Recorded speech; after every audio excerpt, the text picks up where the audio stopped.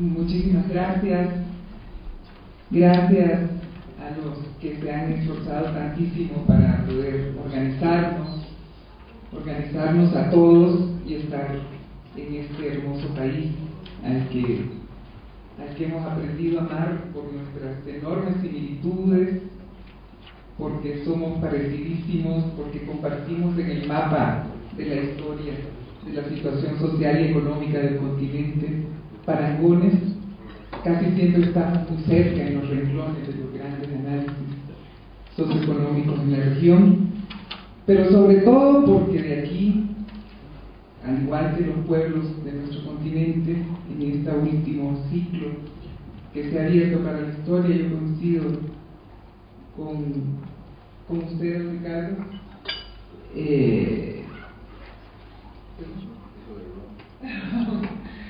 con mucho respeto. Agradecer, por supuesto, a la señora Yoriko Yasukawa,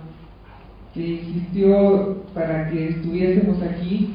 y poder compartir con ustedes desde una perspectiva, sobre todo empírica, dados los últimos acontecimientos en nuestro país. Y agradecer, por supuesto, a don Guido Riveros y a don Wilfredo Obando del Tribunal Supremo Electoral del Estado Plurinacional de Bolivia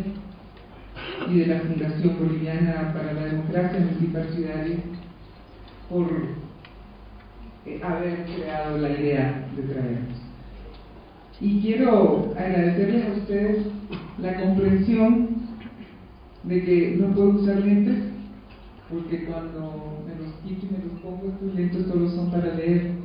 me mareo y eso pega directo al estómago. Trato de ser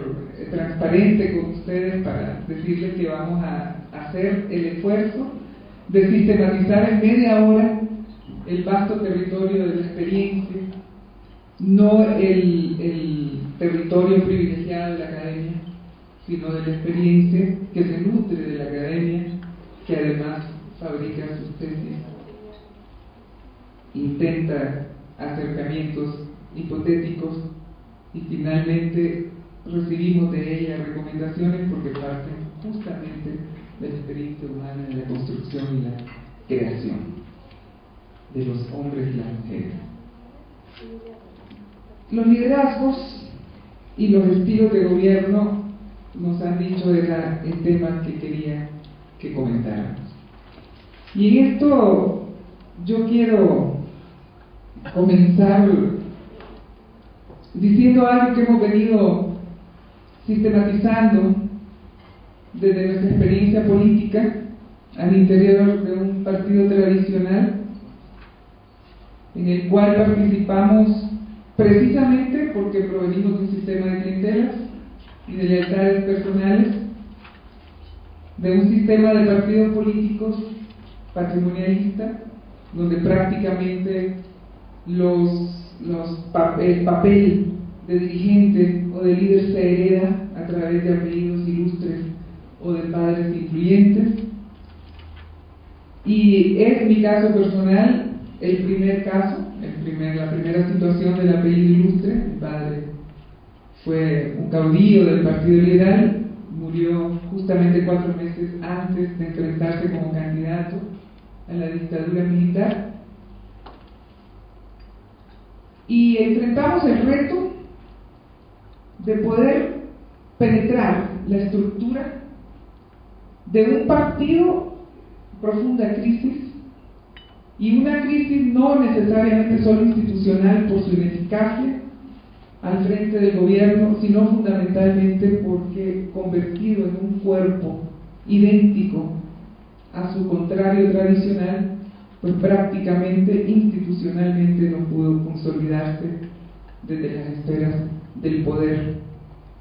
en virtud de las demandas y las expectativas de los electores.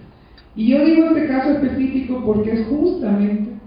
lo que pasa en el continente, y nuestra apreciación de ello se viene no solamente de los análisis, las investigaciones, sino además de la experiencia cotidiana que viven nuestros gobiernos, cualquiera fuera su signo. voy a tener que ver esto para poder no perderme. Hoy por hoy enfrentamos liderazgos que nos remiten a una serie de especulaciones. Especulaciones académicas, especulaciones, cierto, científicas, tratando de leer desde la visión o teorizar desde la visión académica lo que en la praxis sigue siendo hasta hoy una especie de experiencia en construcción. Cuando nosotros enfrentamos, en el caso de Honduras, el liderazgo político de un líder, de un partido tradicional, con características muy específicas en torno a su carisma, en torno a su capacidad comunicativa y en torno a su capacidad de interpretación, del sentimiento y de la forma de raciocinio popular, estábamos creando simultáneamente una puerta hacia la posibilidad de que los liderazgos sociales emergieran al campo de la política. No fue una propuesta, no fue la antelación de una posibilidad, fue el resultado de la combinación de tres factores fundamentales. En primer lugar, la necesidad de asumir la reestructuración de las instituciones del Estado desde una visión liberal, clásica. La imposibilidad de cometer el objetivo a causa de la defensa cerrada de privilegios por parte de los sectores que obviamente dominan el espacio del statu quo. Y finalmente, el embate de una fuerza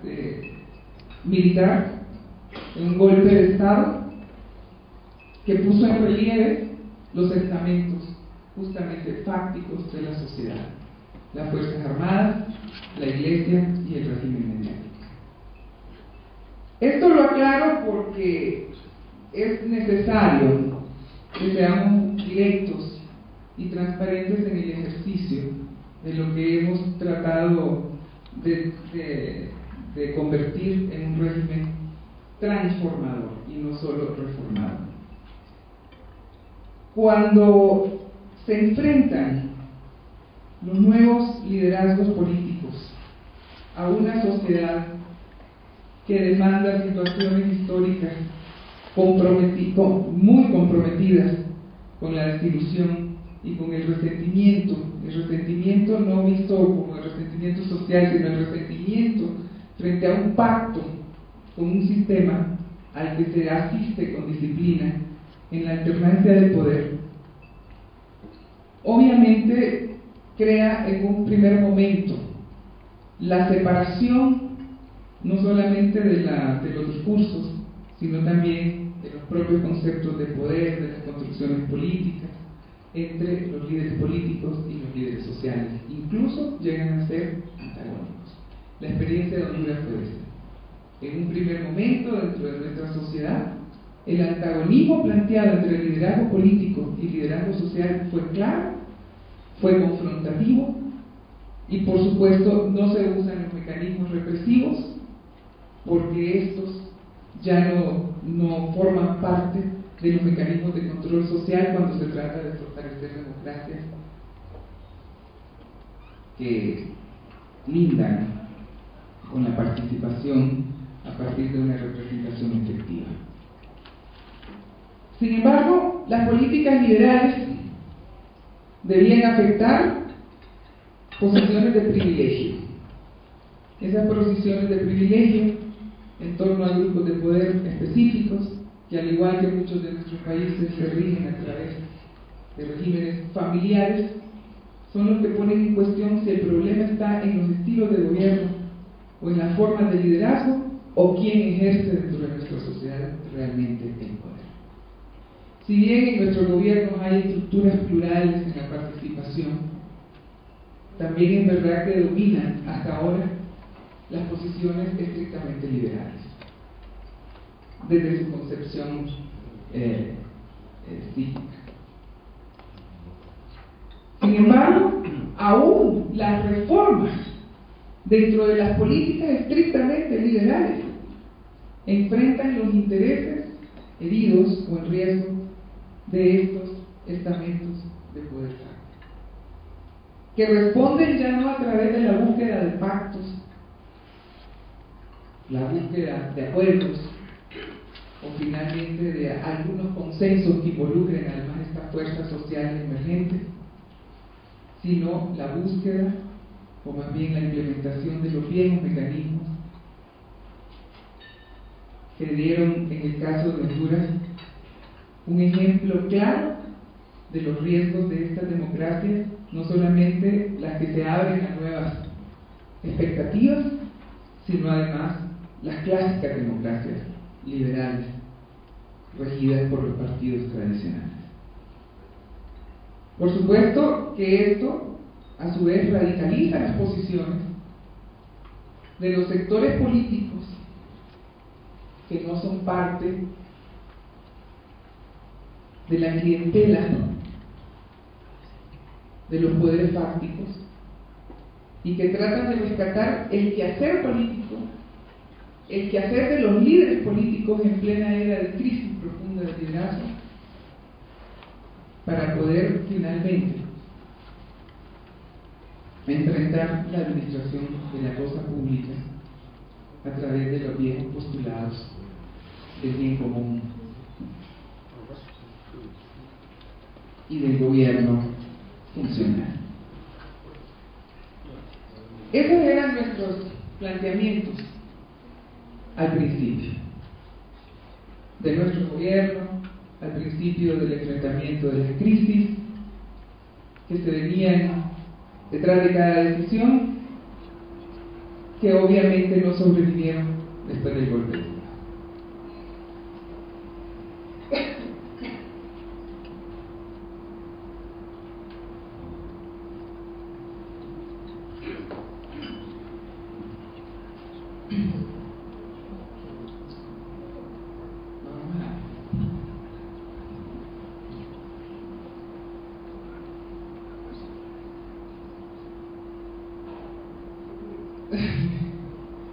Discúlpenme,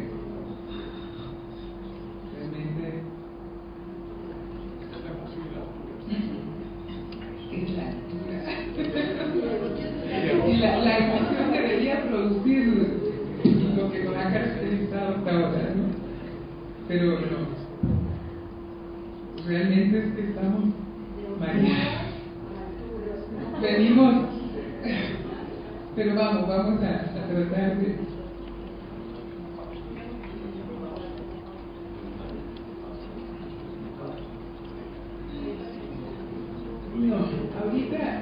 ahora yo quisiera solamente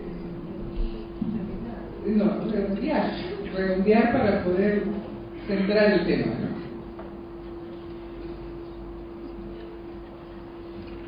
Bajo esta situación, hubiese querido poderles sistematizar una experiencia, que lo trataré de hacer de todas formas, pero el problema es que no los miro. Si los miro me mareo. Y si miro para abajo, para el papel, como no lo puedo leer, entonces empiezo a divagar. Así que los miraré y me marearé. El problema que tratamos de plantear, y queríamos comenzar diciendo los liderazgos de hoy y los estilos de gobierno de hoy, es porque nos encontramos con una situación muy difícil y muy complicada. Difícil la situación de la pauperización social, de la confianza de la sociedad en sus líderes y sobre todo la ilusión del proyecto compartido y la necesidad de la conducción de ese proyecto, que si bien viene y deviene desde y hacia el actor ciudadano convertido en colectivo en unos esquemas delega su poder,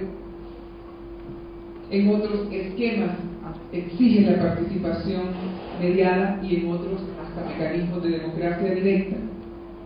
Las satisfacciones no solamente no fueron completadas, sino que la situación se pauperiza en el aspecto económico y social, en el aspecto de la participación y construcción comunitaria y por supuesto en la delegación frustrada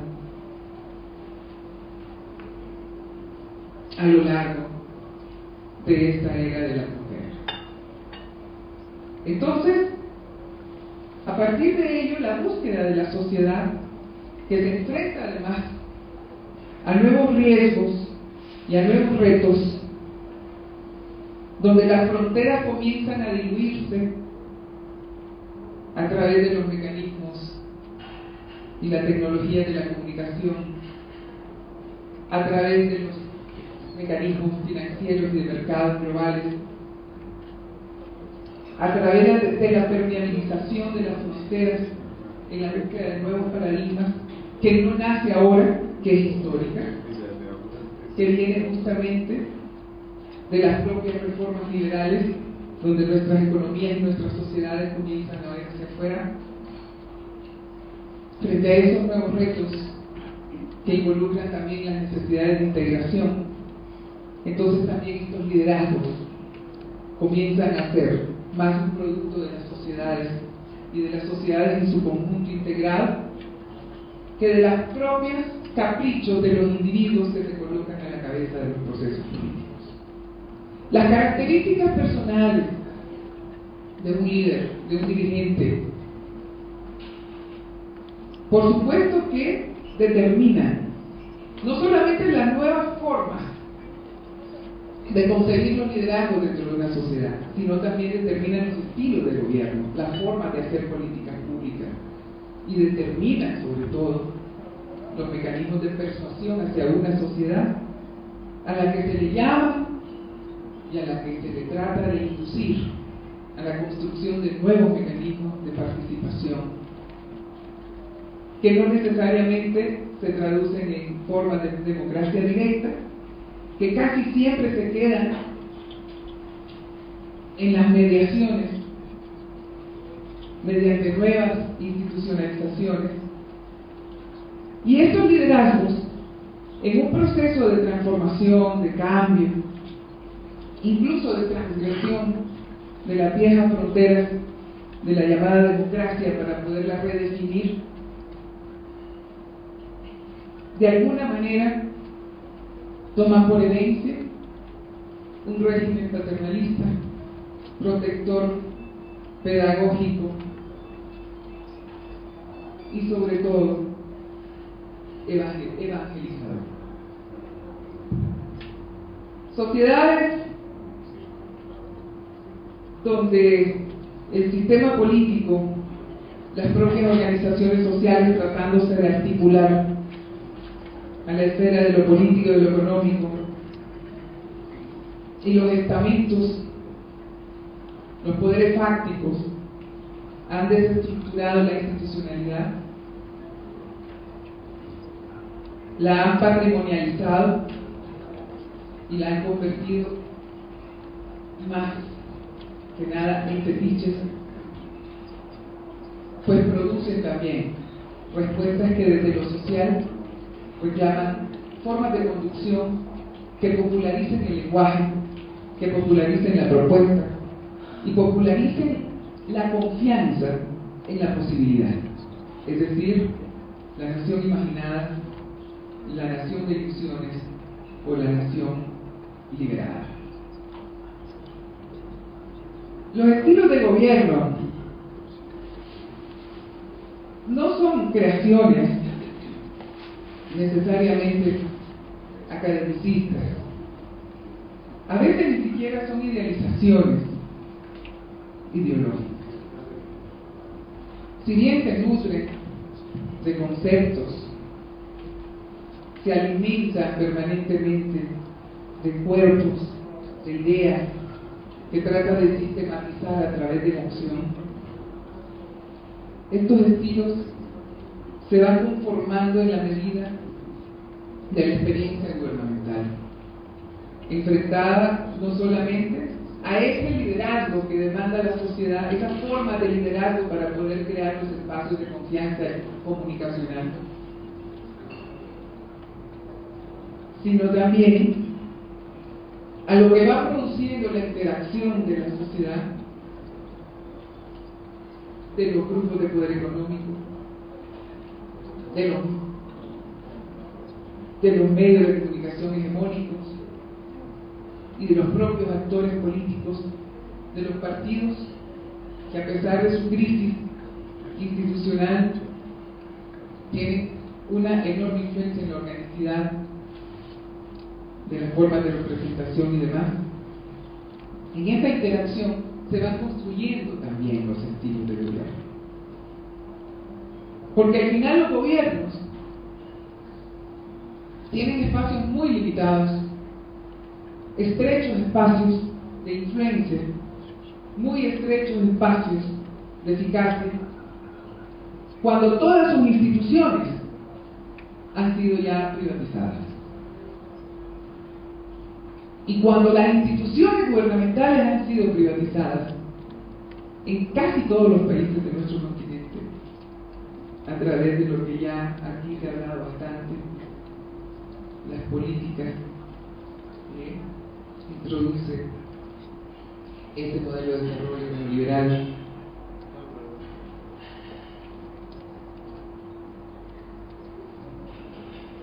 entonces debe volcarse a la reinstitucionalidad de la política, de lo político, a la reinstitucionalidad de los liderazgos, es decir, institucionalizarlos con respecto a los esquemas que la sociedad propone, espera y se ilusiona, reinstitucionalizar los mecanismos de participación a través de lo que en unos países ya se llama el esquema del poder popular o el poder ciudadano, los proyectos de barrio adentro en Venezuela, las asambleas de poder ciudadano en Honduras, los consejos ciudadanos en Nicaragua, etc. Y esta reinstitucionalización de la política es precisamente para poder dar respuesta, para poder fabricar, reconstruir, instituir y hasta constitucionalizar mecanismos de recuperación del poder del Estado, pero desde la perspectiva de la participación articulada a los mecanismos de representación legítima que produce la propia participación y la utilización de mecanismos de democracia directa. La privatización de las instituciones gubernamentales, el privilegio absoluto de los estamentos, de los poderes fácticos sobre las decisiones de políticas públicas,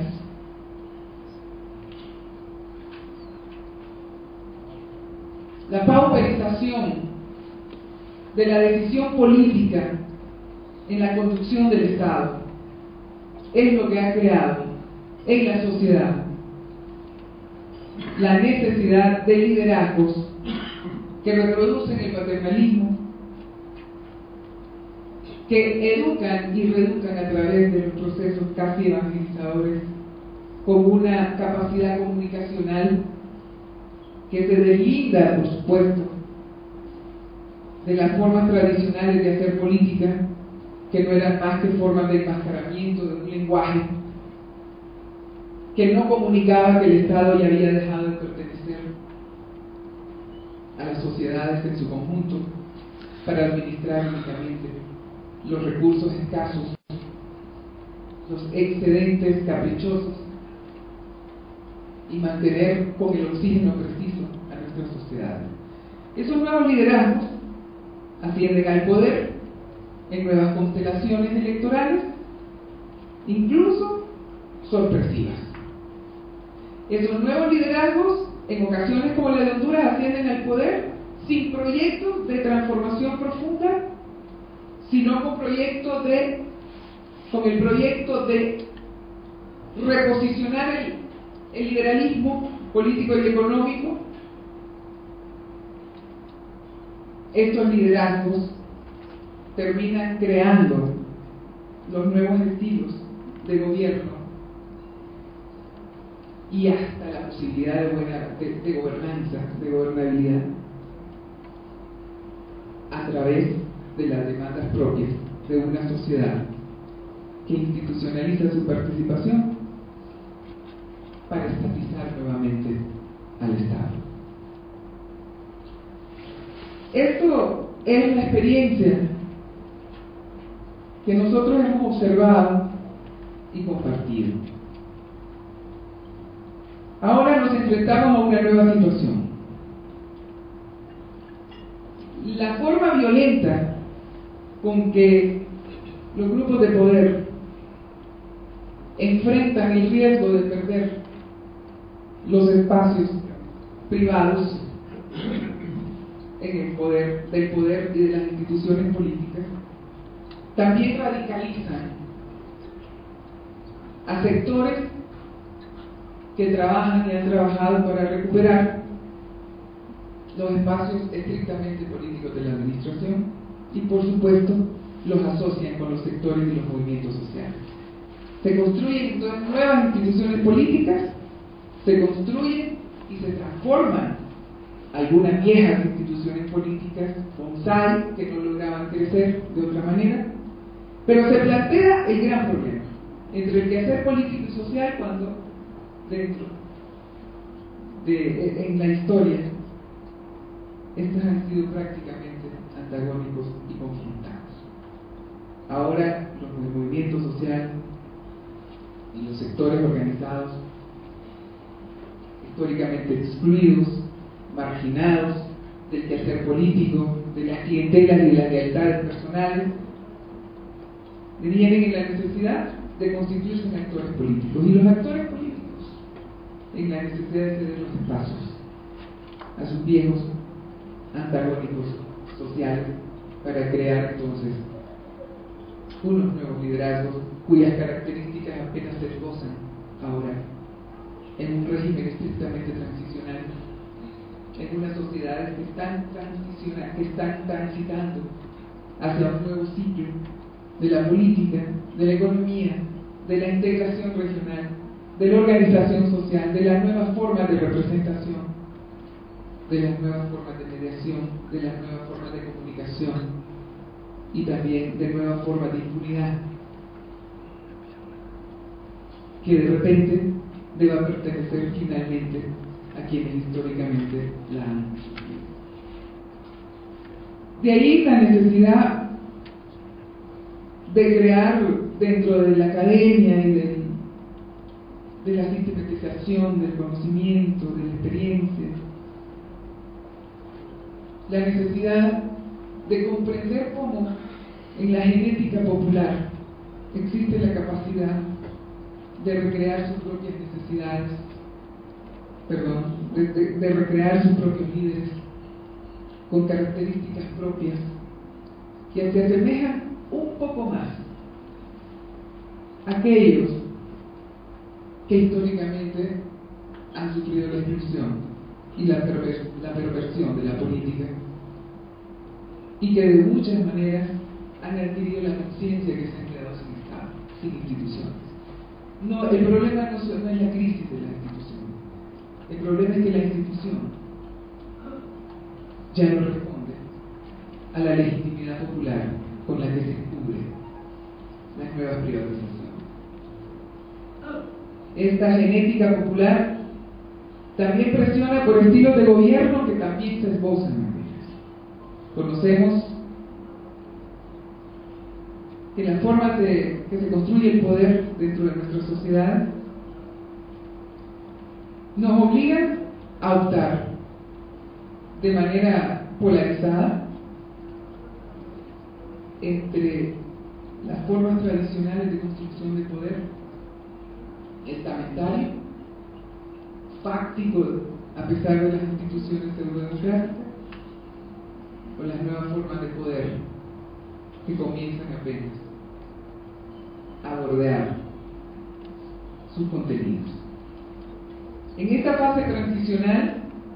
no solo sufre nuestro continente, sino miremos a la Europa de hoy. Miremoslo hacia España, como el PSOE gobierna tal cual y a veces con más extremos que el Partido Popular. Si no miramos en Escandinavia, un atentado impensable. Miremos las políticas de subsidio interestatales. Miremos el fenómeno de Asia, en el Japón. O miremos las formas de respuesta que se generan a través de la política de hegemonía de los energéticos en el Medio Oriente. El sistema en su totalidad está en cuestión. Y no podemos dedicarnos a hacer un juicio sobre el comportamiento únicamente de los liderazgos emergentes que apenas reposan en esta fase transicional, lo que deberá hacer a partir de esa capacidad genética de nuestros pueblos y los estilos de gobierno, sino quiénes intervienen en estos liderazgos y quiénes poseen las instituciones del Estado en nuestros países. Es que la causa y consecuencia, o el régimen causal de los fenómenos que ocurren en nuestras sociedades no se nos pueden escapar a nuestros análisis. La academia, en todo caso, detrás de la experiencia, detrás de la praxis, porque la praxis no puede seguir a la academia cuando ésta idealiza modelos que solo pueden ser construidos desde la propia genética de pueblos que obviamente construyen sus nuevas conciencias y construyen sus nuevas formas de representación y sus imaginarios a partir del conocimiento que paradójicamente le ha otorgado al sistema la globalización de las comunicaciones y la posibilidad de acceder al debate mediatizado, pero finalmente un debate. Espero que en las respuestas, en las preguntas podamos interactuar de mejor manera y por ahora les pido la compasión de 5 minutos de silencio. Bueno, muchísimas gracias.